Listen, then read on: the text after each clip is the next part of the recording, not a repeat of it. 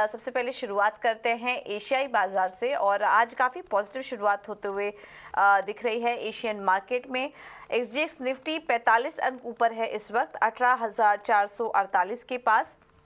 निकाई में हम देख रहे हैं कि 226 अंकों की तेजी है। कोरिया के बाजार भी हरे निशान में है। हांगकांग के बाजार भी करीब 110 अंक ऊपर है।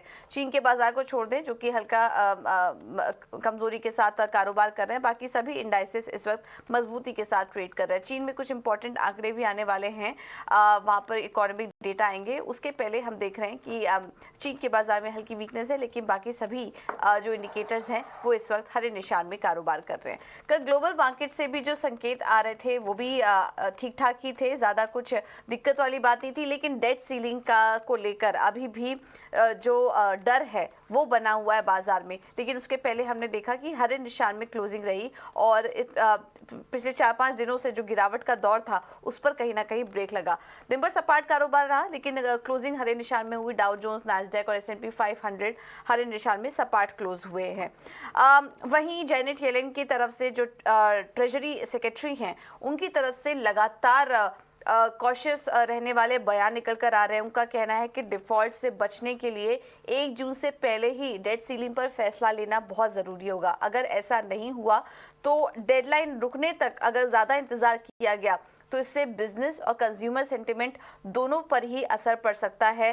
टैक्स पेयर के लिए जो शॉर्ट टर्म बोरोइंग रेट्स हैं वो वहाँ पर असर दिखेगा और इसके साथ ही साथ यूएस के क्रेडिट रेटिंग पर भी असर देखने को मिल सकता है, ये कहना है जेनेट येलेन का। तो वो थोड़े यहाँ से जो कमेंट्स आ रहे हैं वो थोड़े सावधानी वाले हैं, कॉशियस वाले हैं। तो वो सीधे सीधे इशारा कर रही है कि डेट सीलिंग को लेकर डेडलाइन तक का वेट नहीं करना चाहिए। हालांकि एक्सपर्ट्स मान रहे हैं कि तब तक तो फैसला हो ही जाएगा, बट उनका कहना है कि इस पर जल्द से जल्द कुछ ना कुछ फैसला आ जाना चाहिए अभी तक। वहीं जो बाइडेन भी आज कांग्रेस के साथ बैठक करेंगे और वो काफ़ी पॉजिटिव, उनका कहना है कि जल्द ही इस पर एक पॉजिटिव फैसला निकल कर आ सकता है। इसके अलावा कुछ इंपॉर्टेंट आंकड़े भी आए हैं। रिटेल बिक्री के आंकड़े आ जाएंगे, उस पर नजर रहेगी। एक इवेंट हुआ था हाउस फाइनेंशियल सर्विसेज कमेटी का, उसमें काफ़ी सारे फेड ऑफिशियल्स ने शिरकत ली और वहां पर भी कुछ कमेंट्स निकल कर आए उनकी तरफ से। अटलांटा के federal reserve president Raphael Bostic का कहना था कि मंदी आने के बावजूद, अगर मंदी आ भी जाती है उसके बावजूद इस साल तो ब्याज दरों में कटौती का अनुमान नहीं है और महंगाई में कमी आने में अभी समय लग सकता है। वहीं शिकागो के भी फेड प्रेसिडेंट का बयान आया, उनका कह रहा है कि अगली फेड बैठक तक जितने भी आंकड़े हैं उसको काफ़ी क्लोजली वॉच करेंगे। डेट सीलिंग पर जो भी प्रोग्रेस हो रहा है उस पर उनकी नज़र बनी हुई है और लेबर मार्केट पर भी उनकी नज़र बनी हुई है। तो इन सारे आंकड़ों को वो देखेंगे और उसके बाद ब्याज दरों में आगे किस तरह का रुख होता है इस पर वो फैसला लेंगे।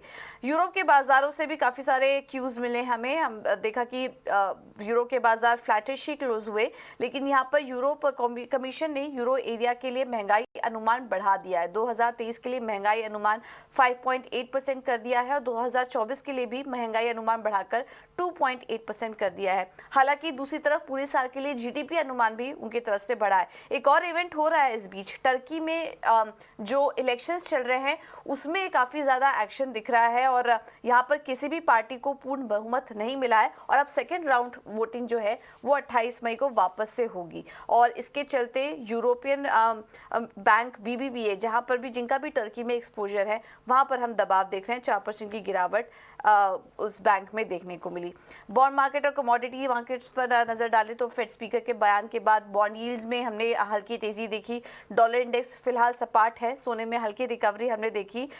डॉलर इसके अलावा कनाडा में सप्लाई की दिक्कतों से कच्चे तेल में तेजी है और मंदी की चिंता लेकिन दूसरी तरफ अभी भी बरकरार है। 75 रुपए के आसपास इस वक्त कच्चा तेल कारोबार कर रहा है। तो ये कुछ अहम संकेत आ रहे हैं और इस वक्त पूरे दुनिया भर की बाजार डेट सीलिंग को लेकर जो प्रोग्रेस हो रहा है उस पर इस वक्त टिकी हुई है। तो ये हैं ग्लोबल मार्केट से संकेत और अब आगे बढ़ते देख लेते हैं कि एफआईआईज और डीआईज की तरफ से क्या अपडेट हैं। और एफआईआईज की तरफ से लगातार खरीदारी जारी है। इस बीच 21,000 करोड़ की खरीदारी एफआईआईज कर चुके हैं पिछले अगर 13 दिनों की बात करें तो, और आज भी खरीदारी का ये आंकड़ा है 1685 करोड़ का। डीआईज ने भी इस बीच खरीदारी की 191 करोड़ की। इंडेक्स फ्यूचर, इंडेक्स ऑप्शन में भी खरीदारी का ही आंकड़ा है। 1290 करोड़ की खरीदारी है इंडेक्स फ्यूचर में और ऑप्शंस की बात करेंगे तो करीब 1453 करोड़ की खरीदारी का आंकड़ा यहाँ पर नजर आ रहा है। अब आगे बढ़ते हैं और इस बाजार में जहाँ पर कि हम अब रिकॉर्ड लेवल्स का वेट कर रहे हैं बैंक निफ्टी में और निफ्टी में, क्या रणनीति बनाएं? हमारे साथ गौरव बिस्सा जुड़ चुके हैं इंक्रेड इक्विटीज के। गौरव, थैंक यू सो मच इटीना स्वदेश को समय देने के लिए। कल तो कुछ पॉइंट से रह गया बैंक निफ्टी अपने रिकॉर्ड लेवल्स छूने में, अब आज क्या करना चाहिए? क्या वो लेवल्स देख सकते हैं निफ्टी और बैंक निफ्टी दोनों में? अपनी राय दीजिए। Good morning. देखिए, अगर बात की जाए, कल अगर एक 10 पैसे से रह गया Nifty bank fresh left turn high बनाने से, बट ओवरऑल अगर स्ट्रक्चर देखेंगे तो काफी एक अच्छे राइजिंग चैनल से सपोर्ट लेके स्टॉक इंडेक्स ऊपर गया था, एक स्विंग हाई बनाया था, सस्टेन किए, ऑलमोस्ट नियर डे हाई बनाया। तो यहाँ पे कमजोरी बहुत ज्यादा कहें वैसे लग नहीं रही है, रुझान पॉजिटिव ही रहेगा। बट हमने अपने क्लाइंट्स को भी यहाँ पे कभी क्लोजिंग पे बाय करने की सलाह नहीं दी, क्योंकि सपोर्ट्स आपके थोड़े नीचे है तो रिस्क जो है वो फेवरेबल नहीं आएगा। दूसरा ये कहना कि एग्जैक्टली कहाँ पे जाके रुकेगा बोलना डिफिकल्ट हो जाता है, बट एक अगर आज का क्लोज जो है वो 44,200 के ऊपर अगर आता है तो 500-600 पॉइंट की एक और उछाल आपको एक शॉर्ट टर्म में आपको देखने मिल सकती है बैंक निफ्टी के लिए। तो स्ट्रक्चर काफी अच्छा है और निफ्टी बैंक के लिए तो यहाँ पे एग्रेसिवली शॉर्ट्स के मौके नहीं देखने चाहिए। हाँ, अगर थोड़ा ऊपर आता है, किसी को हल्की प्रॉफिट बुकिंग करनी है तो वो जरूर की जा सकती है।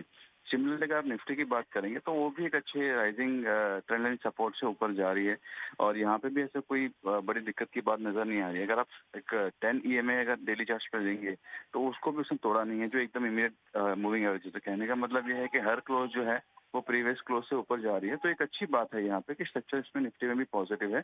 18,500 तक के लेवल आपको एक बार देखने मिल सकते हैं, वहाँ पे एक बार रिव्यू करना होगा कि और कैरी करे या नहीं करे। बट कोई अगर डिक्लाइन अगर आपको यहाँ से 70-80 पॉइंट की देखने मिलती है निफ्टी में तो वहाँ पे भी खरीदारी करके जा सकते हैं। रही बात स्टॉक्स की, तो पहला जो रिकमेंडेशन होगा वो है यूनाइटेड स्पिरिट्स में, जहाँ पे हमने देखा है कि एक अच्छे कंसोलिडेशन के बाद में स्टॉक ऊपर आया है, अवली चार्ट्स पे ब्रेकआउट दिया है, सस्टेन कर रहा है अपने ब्रेकआउट लेवल्स को, फॉलो बाइंग नजर आई है, शॉर्ट टर्म एवरेज के ऊपर जा रहा है, वॉल्यूम स्पीकिंग अप है। तो यहाँ पे आप 835 के लिए इसको बाय कर सकते हैं, 785 का इसमें आपके लिए स्टॉप लॉस होगा। और दूसरा है एबीबी, जहाँ पे काफी एक अच्छी अपसाइड हमको देखने मिली है नतीजों के बाद में, और अभी यहाँ पे थोड़े RSI में रिवर्सल देखने मिले हैं हाईली ओवरसोल्ड जोन से। दूसरा यहाँ पे एक बेरिश शरामी पैटर्न बनी है डेली चार्ट्स पे, जो एक रिवर्सल पैटर्न है। तो यहाँ पे आप बेच के चल सकते हैं। 3950 का इसमें स्टॉप लॉस होगा, 3700 के इसमें टारगेट्स होंगे। ओके, थैंक यू गौरव आपका ये रणनीति देने के लिए। तो ओवरऑल मार्केट का मोमेंटम पॉजिटिव है इस वक्त और नए हाइस का भी इंतजार है, वो बन सकता है आज के सेशन में। तो ये ट्रेड भी आपको सुझाव दिया गया। इसके अलावा एबीबी में बिकवाली करने की राय, यूनाइटेड स्पिरिट्स खरीदारी के लिहाज से अच्छा लग रहा है, यहाँ पर आप नजर रखिए। 835 के लेवल्स देखने को मिल सकते हैं यूनाइटेड स्पिरिट्स में।